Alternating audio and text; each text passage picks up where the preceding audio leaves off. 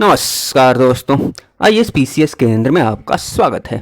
दोस्तों, सबसे पहले तो मैं ये कहना चाहूँगा कि जिन्हें इस बात का भ्रम है कि मार्केट में ऐसे हज़ारों नोट्स मिल जाएंगे, तो देखिए, उन्हें मार्केट घूमने का खर्च मैं दे देता हूँ। जहाँ जिस मार्केट में देखना हो वो देख सकते हैं। अगर इस नोट्स का 100% नहीं, 100% नहीं, 60-70% के बराबर भी, 60-70% के बराबर भी इतना ही सिंपल, सिस्टमेटिक और टू द पॉइंट, इतना ही बेहतरीन ढंग से व्यवस्थित किया हुआ, अरेंज किया हुआ अगर मिल जाता है 60-70% के बराबर भी, तो वो मेरा वीडियो देखना बंद कर सकते हैं। खैर कोई नहीं, ये इस नोट्स सीरीज का L4 वीडियो है, लेक्चर 4 वीडियो है। पिछले वीडियोज को अगर आपने नहीं देखा है तो डिस्क्रिप्शन बॉक्स में लिंक दिया हुआ है, आप वहाँ से जाकर ज़रूर देख सकते हैं। और इस पूरे मध्यकालीन भारत का पीडीएफ, पूरे मध्यकालीन भारत का पीडीएफ कल मिल जाएगा, और पीडीएफ का पासवर्ड मैं इस वीडियो में बता दूंगा। ठीक है, चलिए बिना किसी देरी के वीडियो को शुरू करते हैं। और शुरू करने से पहले मैं आपसे बोलना चाहूँगा, देखिए, नोट्स बनाने में बहुत मेहनत लगती है। ठीक है, तो मैं तो ये नहीं बोल रहा कि आप अपनी पढ़ाई लिखाई छोड़कर इसको शेयर कीजिए, सब्सक्राइब करवाइए, ऐसा कुछ नहीं बोल रहा। हाँ, जितने लोग देख रहे हैं बस वो वीडियो को पूरा देखें और लाइक कर दें, एटलीस्ट लाइक कर दें, कमेंट भी कर दें। ठीक है, चलिए शुरू करते हैं।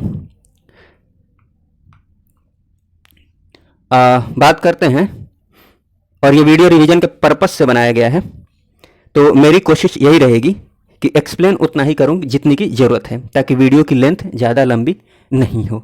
ठीक है, चलिए बात करते हैं। बात की जाए कि भारत पर मुस्लिम आक्रमण जो होता है उनकी, तो देखिए, भारत पर प्रथम सफल मुस्लिम आक्रमण कब होता है? 712 ईस्वी में। किसके द्वारा? मोहम्मद बिन कासिम के द्वारा। ठीक है, उसके बाद बात करते हैं महमूद गजनवी की। तो महमूद गजनवी गजनी का शासक 998 ईस्वी में बनता है, और यह आक्रमण देखिए करता है उसके बाद भारत पर कुल 17 बार आक्रमण करता है, 999 से लेकर 1027 ईस्वी तक। ठीक है, उसके बाद बात की जाए कि महमूद गजनवी का उद्देश्य क्या था? क्या उद्देश्य था? लूटपाट करना। इसको ध्यान में रखिएगा, ये बात ध्यान में रखिएगा। ठीक है ना, डेट ध्यान में नहीं रहे तब भी चलेगा, बट ये बात ध्यान में रखिएगा। फिर बात की जाए कि सोमनाथ मंदिर की लूट करता है। ठीक, सोमनाथ मंदिर को लूटता है कब? 1026 ईस्वी में। इस समय यहाँ का शासक कौन होता है? भीम प्रथम। ये दोनों बात याद रखिएगा, 1026 और भीम प्रथम। ठीक है ना, ये जरूर याद रखिएगा, भीम प्रथम। महमूद गजनवी का जो दरबार देखें तो महमूद गजनवी के दरबार में विद्वान कौन कौन थे? उत्तबी, फारूकी, फिरदौसी। फिरदौसी की रचना है शाहनामा, थोड़ा ध्यान दे दीजिएगा। अलबरूनी, अलबरूनी भी महमूद गजनवी के दरबार में रहता था, तो ये जरूर ध्यान में रखिएगा कि अलबरूनी की जो रचना है वो क्या है? तहकीके हिंद, जो कि अरबी भाषा में है, तहकीके हिंद। और अलबरूनी कब आता है भारत गजनवी के साथ? 11वीं शताब्दी में। ठीक है ना, ये संस्कृत का ज्ञाता भी है और पुराणों का अध्ययन करने वाला प्रथम मुस्लिम है। ठीक, आगे बात करते हैं। बात की जाए मोहम्मद गौरी की, तो मोहम्मद गौरी का प्रथम आक्रमण होता है 1175 ईस्वी में मुल्तान पर, और गुजरात पर आक्रमण करता है 1178 ईस्वी में, जिस समय वहाँ का शासक कौन होता है? भीम द्वितीय या मूलराज द्वितीय। लेकिन मोहम्मद गौरी को यहाँ पर पराजय देखनी पड़ती है। ठीक है, प्रथम बार भारत में गौरी प्रथम बार यहीं पर पराजित होता है। ठीक, उसके बाद बात की जाए तराइन का प्रथम युद्ध।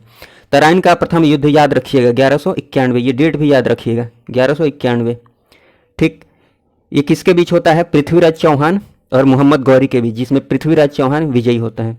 ठीक, तराइन का जो युद्ध होता है 1192 में, इसमें पृथ्वीराज चौहान पराजित होते हैं। ठीक है, भारत में मुस्लिम शक्ति की स्थापना का मार्ग यहीं से प्रशस्त होता है, यहीं से शुरू होता है, द्वितीय तराइन युद्ध से, जहां पृथ्वीराज चौहान पराजित होते हैं। ठीक है, ये ध्यान रखिएगा। तराइन का जो युद्ध हुआ था ना, मोहम्मद गौरी और पृथ्वीराज चौहान के बीच में हुआ था।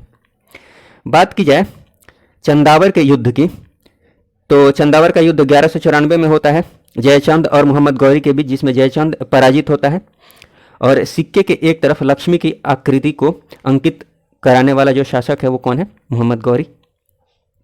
अब फिर बात की जाए, ये थोड़ा सा फैक्ट्स हैं, देख लीजिए। अल्पतगीन जो है ना, ये गजनी या फिर इसी को बोलते हैं यामनी वंश का संस्थापक था। भीमदेव प्रथम ने सोमनाथ मंदिर का पुनः निर्माण करवाया। ठीक है। हिंदू शब्द का सर्वप्रथम प्रयोग किसने किया? अरबों ने किया। और भारत का नाम हिंदुस्तान किसने रखा? ईरानियों ने। और यूनानी अर्थात ग्रीक भारत को क्या कहते थे? इंडिया कहते थे। ठीक है। बात की जाए सल्तनत काल की तो ये 1206 ईस्वी से लेकर 1526 ईस्वी तक चलता है, जिसके अंतर्गत बहुत से वंश आते हैं, जैसे गुलाम वंश, खिलजी वंश, तुगलक वंश, सैयद वंश, लोधी वंश। ठीक। तो इनके जितने भी प्रमुख शासक हैं ना, उनके जो भी कार्य हुए हैं, जो भी महत्वपूर्ण कार्य हुए हैं, या उनसे रिलेटेड जितने भी इंपॉर्टेंट फैक्ट्स हैं, उन सबको मैंने क्रम से अरेंज किया हुआ है। ठीक है, नोट डाउन किया हुआ है। ठीक। तो चलिए देखते हैं। बात की जाए सबसे पहले गुलाम वंश की, जो कि कब से कब तक चलता है? 1206 से 1290 तक। देखिए, डेट इसलिए नहीं लिखा है कि आपको याद ही करना है, डेट इसलिए लिखा है ताकि आपको पता चले, क्रम पता चले कि कौन वंश पहले आया था, कौन वंश बाद में आया था। ठीक। क्योंकि कभी कभी एग्जाम में ये पूछ लिया जाता है कि इनमें से सबसे पुराना वंश कौन सा है, उनमें 3-4 दे दें, गुलाम वंश, खिलजी वंश, तुगलक वंश, तो आपको थोड़ा क्रम पता रहेगा ना, डेट ना भी याद हो कि कौन पहले आया था कौन बाद में, तो काम हो जाएगा। ठीक। इसलिए डेट दिया हुआ है, तो डेट पर ध्यान बाद में दीजिएगा, बाकी जो इंपॉर्टेंट चीज़ें हैं उस पर ध्यान दीजिए। ठीक। हाँ, टाइम हो तो सारी चीज़ों पर ध्यान दीजिए। चलिए देखें तो हाँ, गुलाम वंश के इस वंश का जो संस्थापक है वो कौन है? कुतुबुद्दीन ऐबक। ठीक, कुतुबुद्दीन ऐबक। इसके शासनकाल को यहाँ पर मैंने लिखा है, देख लीजिएगा। इसके बारे में जानना चाहें तो ये गोरी का गुलाम था, मोहम्मद गोरी का। ठीक ना। और इसने उपाधि ग्रहण की थी किसकी? लाख बख्श की। ध्यान में रखिएगा, ये लाख बख्श, ये ध्यान में रखिएगा, लाख बख्श। राजधानी इसकी लाहौर थी।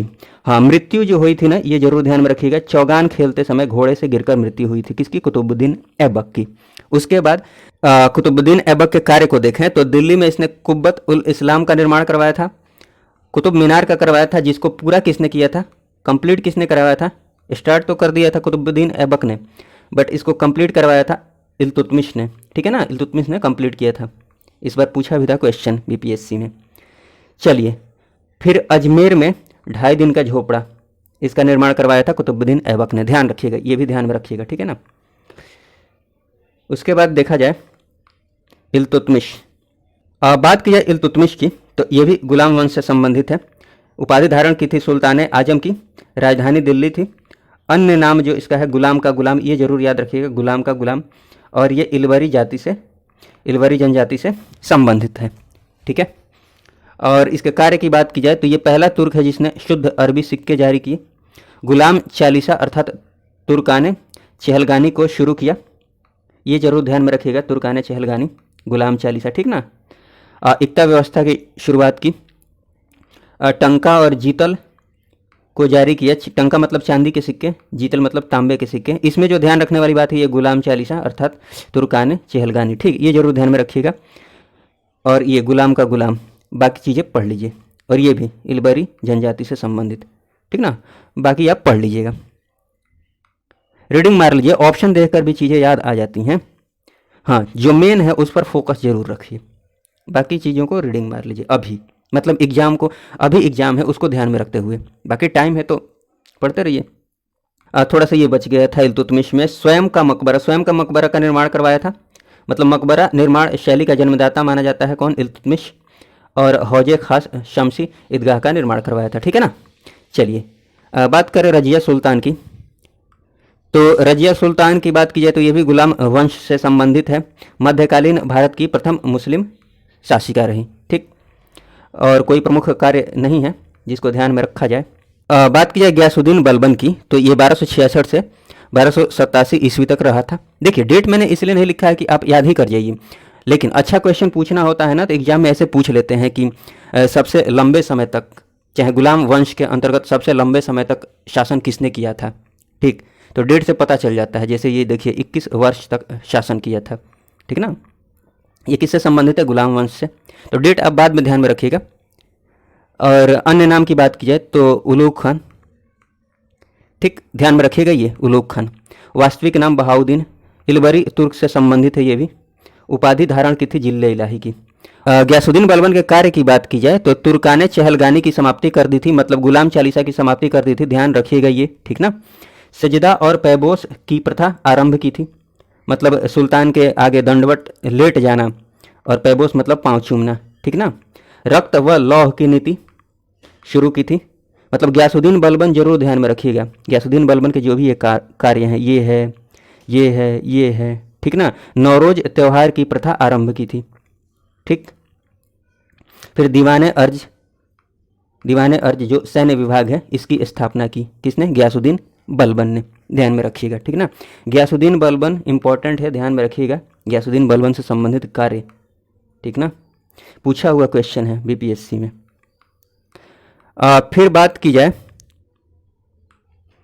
जलालुद्दीन खिलजी की, तो जलालुद्दीन खिलजी वंश का संस्थापक है।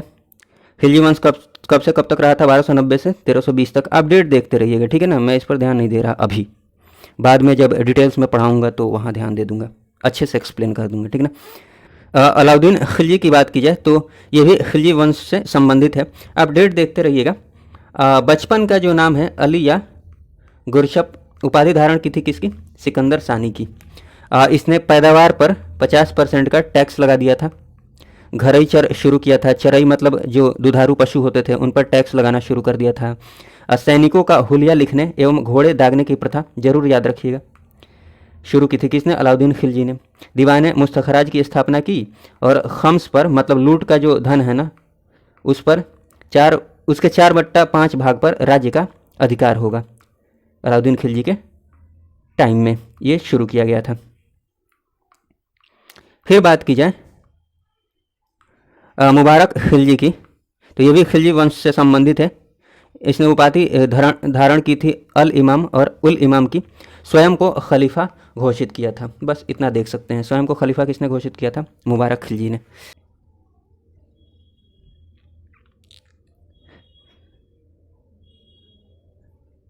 फिर बात करते हैं तुगलक वंश की। डेट देख लीजिएगा, 1320 से लेकर 1414 तक, ठीक। देखिए डेट जानना क्यों जरूरी है। बात की जाए तुगलक वंश की, तो ये 1320 से 1424 ईस्वी तक इसका शासनकाल रहा। देखिए ये डेट लिखने का मेरा मतलब ये है ना, ताकि आपको पता चले कि कौन सा वंश कितने साल तक शासन में रहा। जैसे मान लीजिए क्वेश्चन में पूछ दे कि सबसे लंबा शासनकाल सल्तनत काल में किसका रहा, किस वंश का रहा, तो डेट का आइडिया रहेगा तो थोड़ा आप बता पाएंगे। जैसे सबसे लंबा शासनकाल सल्तनत काल में किसका रहा? तुगलक वंश का रहा। देख रहे हैं 1320 से लेकर 1414 तक। फिर बात, हाँ इसी में बात कर लीजिए गयासुद्दीन तुगलक की। तो तुगलक वंश का संस्थापक है कौन? गयासुद्दीन तुगलक। इसके अन्य नाम की बात की जाए तो इसका अन्य नाम है गाजी मलिक। ये अलाउद्दीन का सेनापति रहा। मृत्यु कैसे हुई ये ध्यान में रखिएगा, लकड़ी के महल की छत गिर जाने से गयासुद्दीन तुगलक की मृत्यु हो गई। अन्य नाम यहाँ देखा है ना, गाजी मलिक, और भी ये नाम है गाजी बेग तुगलक या फिर गाजी तुगलक, ठीक है ना। गयासुद्दीन तुगलक के कार्य की बात की जाए तो इसने सिंचाई व्यवस्था को दुरुस्त किया, नहरों का निर्माण करवाया, अकाल के समय भूमि कर को माफ़ किया और नस्ल एवं बटई प्रथा का प्रचलन शुरू किया। डाक व्यवस्था श्रेष्ठ थी गयासुद्दीन तुगलक के काल में। सारी चीज़ों को मैं एक एक करके एक्सप्लेन भी कर सकता हूँ, बट टाइम को देखते हुए, टाइम को ध्यान में रखते हुए मैं उतना ही एक्सप्लेन कर रहा हूँ जितना की ज़रूरत है। फिर बात की जाए मोहम्मद बिन तुगलक, तो ये भी तुगलक वंश से संबंधित है और दिल्ली सल्तनत का सर्वाधिक विद्वान शासक था ये मोहम्मद बिन तुगलक, ठीक ना। हिंदू त्यौहार में भाग लेने वाला प्रथम सुल्तान है ये, ठीक। और इसके कार्य की बात की जाए तो ये ध्यान में रखिएगा, अमीर कोही कृषि विभाग है ये, की स्थापना की थी किसने? मोहम्मद बिन तुगलक ने, ध्यान रखिएगा ये अमीर कोही। इसकी राजधानी, इसने राजधानी को दिल्ली से देवगिरी शिफ्ट कर दिया, देवगिरी अर्थात दौलताबाद।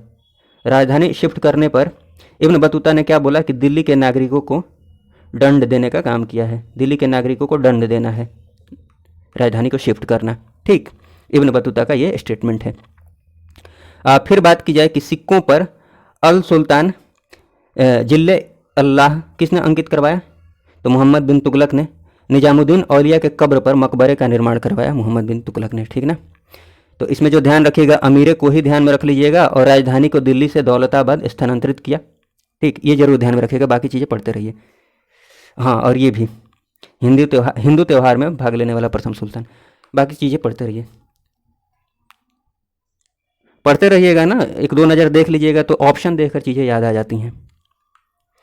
फिरोज शाह तुगलक की बात की जाए तो ये भी तुगलक वंश से संबंधित है। फिरोज शाह तुगलक के कार्य में सबसे इम्पोर्टेंट जो कार्य है, ये ध्यान रखिएगा, 5 बड़ी नहरों का निर्माण करवाया फिरोज शाह तुगलक ने, जरूर ध्यान रखिएगा। रोजगार दफ्तर शुरू किया, दीवाने खैरात की शुरुआत की, दीवाने बंदगान, दारुल शफ़ा मतलब खैराती अस्पताल, मुफ्त अस्पताल की शुरुआत की, हक के शर्ब की शुरुआत की, सिंचाई कर है ये। कुतुब मीनार के 2 और मंजिल का निर्माण करवाया, किसने? फिरोज शाह तुगलक ने, ठीक है ना। कुतुब मीनार को किसने बनवाया? कुतुब मीनार कुतुबुद्दीन ऐबक ने, जिसको पूरा किसने किया, कंप्लीट किसने करवाया? इल्तुतमिश ने। और उस पर 2 और मंजिल का निर्माण किसने करवाया? फिरोज शाह तुगलक ने, ध्यान रखिएगा, ठीक है ना। और अशोक के 2 स्तंभ को मेरठ एवं टोपरा से दिल्ली लाया और इस्लामी कानून के आधार पर 4 कर, यहाँ चर नहीं है, 4 कर इसने शुरू किया। खराज, खम्स, जजिया, जक़ात, ये सब अलग अलग कर के टाइप्स हैं, इसको मैं बाद में एक्सप्लेन करते रहूँगा। खम्स का मतलब बताया ना, लूट का जो धन है उस पर टैक्स लगेगा। जजिया का मतलब ये हो गया कि जो हिंदू नहीं है, सॉरी जो मुस्लिम नहीं है, गैर मुस्लिम है, जो गैर मुस्लिम है उनको टैक्स देना पड़ेगा, ठीक। ये सारी चीज़ें तो मैं एक्सप्लेन करते रहूँगा बाद में, बाकी आप नाम ध्यान में रखिए, ठीक। नसीरुद्दीन महमूद की बात की जाए तो ये भी खिलजी वंश से संबंधित है और ये अंतिम शासक रहा खिलजी वंश का। इसके बारे में एक प्रसिद्ध कथन है कि शहंशाह की सल्तनत दिल्ली से पालम तक, कहने का मतलब ये हुआ कि नसीरुद्दीन महमूद के टाइम में इसका शासनकाल लगभग दिल्ली में ही सिमट कर रह गई थी और इसी के टाइम में तैमूर का आक्रमण हुआ था भारत पर 1398 में, ठीक। आगे बात की जाए सैयद वंश की तो इसमें कुछ खास इंपॉर्टेंट जानने के लिए नहीं है। इसका प्रथम जो शासक रहा वो कौन रहा? खिजिर खान। लोधी वंश की बात करें तो इसका संस्थापक रहा बहलोल लोधी, जो दिल्ली पर बैठने वाला पहला अफगानी था जिसने बहलोली सिक्के जारी किए और जौनपुर पर इसने विजय प्राप्त की।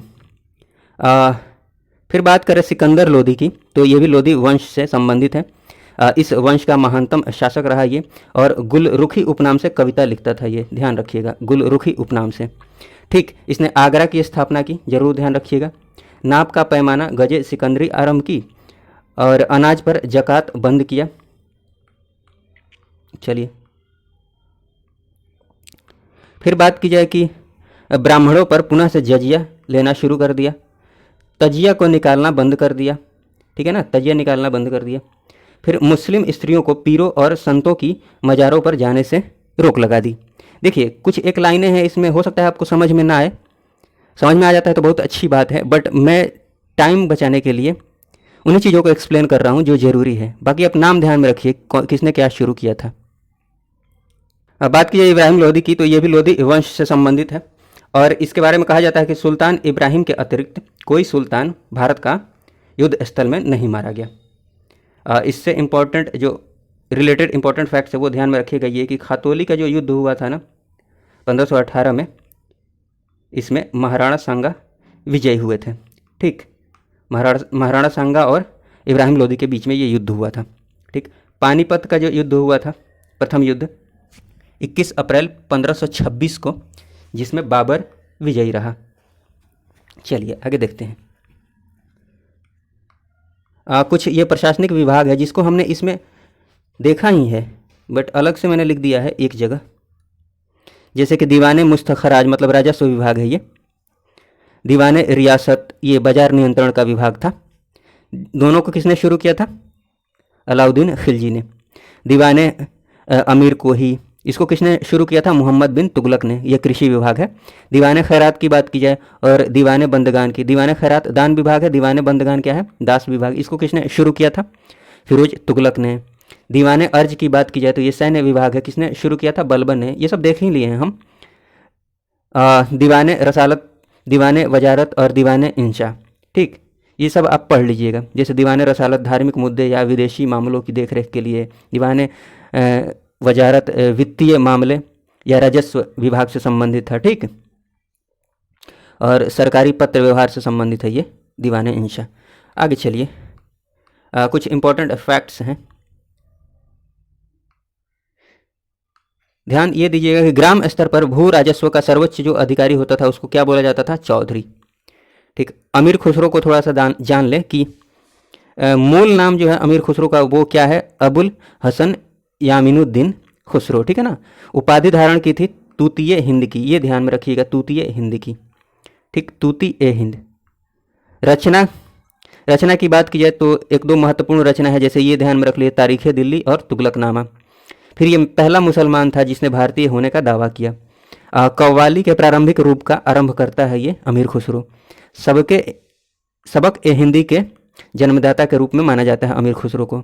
तबला का प्रचलन शुरू किया अमीर खुसरो ने। ठीक, थोड़ा सा ये देख लीजिए, कश्मीर का अकबर किसे कहा जाता है? इंपॉर्टेंट है, ध्यान रखिएगा, जैनुल आबदीन को, जैनुल आबदीन को। ठीक है ना। इसने सर्वप्रथम जजिया कर को समाप्त किया था। जजिया कर को समाप्त करने वाला प्रथम शासक था ये। ठीक,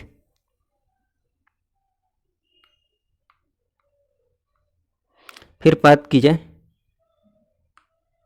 जौनपुर नगर का संस्थापक कौन है? फिरोज शाह तुगलक। तुगलकाबाद की स्थापना किसने की? गयासुद्दीन तुगलक ने।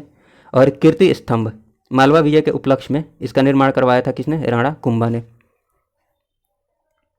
आगे बात की जाए, ये कुछ रचनाएं हैं जिसके रचनाकार को देख लीजिए बस। तबाकत नासरी है मिनहाज सिराज की, तारीख़ फिरोज शाही है जियाउद्दीन वर्नी शम्स खिराज अफीफ़ की, तारीख़ मुबारक शाही है याहिया बिन अहमद की, संगीत राज और संगीत मीमांसा है राणा कुंभा की। ठीक, ये रचनाएं हैं, ये रचनाकार हैं इधर। फुतुहात फिरोज शाह तुगलक की रचना है, ध्यान रखिएगा थोड़ा सा। पूरे मध्यकालीन भारत का जो PDF मिलने वाला है उसका पासवर्ड है 0002। ठीक, ध्यान में रखिएगा 0002। चलिए देखते हैं, विजयनगर साम्राज्य की स्थापना, इसके संस्थापक कौन है? हरिहर एवं बुक्का। ठीक, ये इस बार के 67th BPSC में पूछा गया था PT एग्जाम में। इस साम्राज्य के अंतर्गत जो आने वाले वंश है उसकी बात की जाए तो संगम वंश है, सालू वंश है, तुलु वंश है, अराविडु वंश है। ठीक है। संगम वंश का जो संस्थापक है वो कौन है? 1336 में इसकी स्थापना हुई थी, हरिहर एवं बुक्का। इसका मतलब आप समझ सकते हैं कि संगम वंश की स्थापना के साथ ही विजयनगर साम्राज्य की स्थापना हो गई। ठीक है ना। हरिहर एवं बुक्का, ध्यान में रखिएगा। सालू वंश के संस्थापक नरसिंह सालू, ये इंपॉर्टेंट है, ध्यान में रखिएगा। तुलु वंश के संस्थापक वीर नरसिंह, अराविडु वंश के संस्थापक तिरुमल। ठीक, संस्थापक थोड़ा सा देख लीजिएगा। जो भी वंश हैं उनके जो अतिरिक्त शासक हैं संस्थापक के अलावा, उनको मैंने यहाँ पर नीचे लिख दिया है, जैसे कि हरिहर संगम वंश के अगले शासक, इनके बाद हरिहर द्वितीय, फिर देवराय प्रथम, देवराय द्वितीय। ठीक, ऐसा नहीं कि इनके बारे में बहुत डिटेल्स में जानना है, नहीं, बस ऐसा ही लिख दिया है, आप एक नज़र देख लीजिए। तुलु वंश की बात की जाए तो इसके अंतर्गत वीर नरसिंह के बाद कृष्णदेव राय, ये देखेंगे हम, चित्त देव राय, सदाशिव राय, ये भी देखेंगे। मैंने इनके और इनके डिटेल्स को देखेंगे। ठीक है ना। चलिए देखते हैं, कृष्णदेव राय की बात की जाए तो कृष्णदेव राय के टाइम में ही गोलकुंडा का युद्ध होता है। ठीक, जिसमें कुल्ली कुतुब शाह पराजित होता है, ध्यान में रखिएगा। और तेलुगु साहित्य का स्वर्ण युग माना जाता है कृष्णदेव राय के काल को, जिनके दरबार में अष्ट दिग्गजों का निवास था। कृष्णदेव राय की रचना की बात की जाए तो इनकी रचनाएं हैं अमुक्त माल्यद, जाम्बवती कल्याणम। उपाधि की बात की जाए तो अभिनव भोज और आंध्र भोज की उपाधि ग्रहण की थी। हजारा मंदिर का निर्माण करवाया था। समकालीन पुर्तगाली जो है अल्बुकर्क है, और नागलपुर नगर की स्थापना की थी। ठीक है ना। देखिए, सदाशिव राय की बात की जाए तो वास्तविक शक्ति उस समय सदाशिव राय के टाइम में किसके पास थी? अराविडु वंशीय मंत्री राम राय के हाथ में थी। ठीक ना। तालिकोटा का युद्ध होता है सदाशिव राय के टाइम में, ये जरूर ध्यान में रखिएगा। 1565 ईस्वी में होता है। गोलकोंडा का युद्ध ध्यान में रखिएगा, तालिकोटा का युद्ध ध्यान में रखिएगा। हाँ, तालिकोटा का जो युद्ध है हुआ था, इसका अन्य नाम क्या है? बन्नी हट्टी या राक्षण तगड़ी का युद्ध। ठीक ना। और ये युद्ध किसके बीच हुआ था? विजयनगर साम्राज्य और बहमनी साम्राज्य के बीच। ठीक है, बहमनी साम्राज्य का लेकिन बरार हिस्सा नहीं लिया था। बहमनी साम्राज्य के अंतर्गत कौन कौन आते थे? बीजापुर, अहमदनगर, गोलकुंडा, बीदर एवं बरार। लेकिन बरार शामिल नहीं हुआ था इस युद्ध में, ये सब शामिल हुए थे। ठीक, हाँ, इसमें विजयनगर पराजित हो गया था। ठीक है। उसके बाद आगे देखते हैं। उसके बाद देख लीजिए कुछ विदेशी यात्री हैं विजयनगर के टाइम में, विजयनगर साम्राज्य के टाइम में विदेशी यात्री आते हैं। निकोलो कोंटी आता है जो इटली का है देवराय प्रथम के काल में। अब्दुल रज्जाक आता है जो फारस का है देवराय द्वितीय के काल में। नूनिज आता है जो पुर्तगाली है अच्युत देवराय के टाइम में। डोमिंगो पायस आता है ये भी पुर्तगाली है कृष्ण देवराय के टाइम में। बारबोसा आता है ये भी पुर्तगाली है कृष्ण देवराय के टाइम में। ठीक है, देखिए एक 2 पेज का छोटा सा नोट्स बच गया है, इसमें मुगल साम्राज्य, मुगल वंश और थोड़ा सा वो भक्ति आंदोलन सूफी आंदोलन, मतलब 2 से 3 पेज, 2-3 पेज के नोट्स हैं। देखिए इसका वीडियो शाम तक आ जाएगा, शाम या रात तक इसका वीडियो आ जाएगा, बाकी जो बच गया है। अगर वीडियो नहीं भी आता है तो पूरा का पूरा नोट्स आपको कल, मध्यकालीन भारत का पूरा नोट्स कल आपको मिल जाएगा। ठीक है, पासवर्ड ध्यान में रखिएगा। वीडियो देखने के लिए आपका बहुत बहुत धन्यवाद। जय हिंद, जय भारत।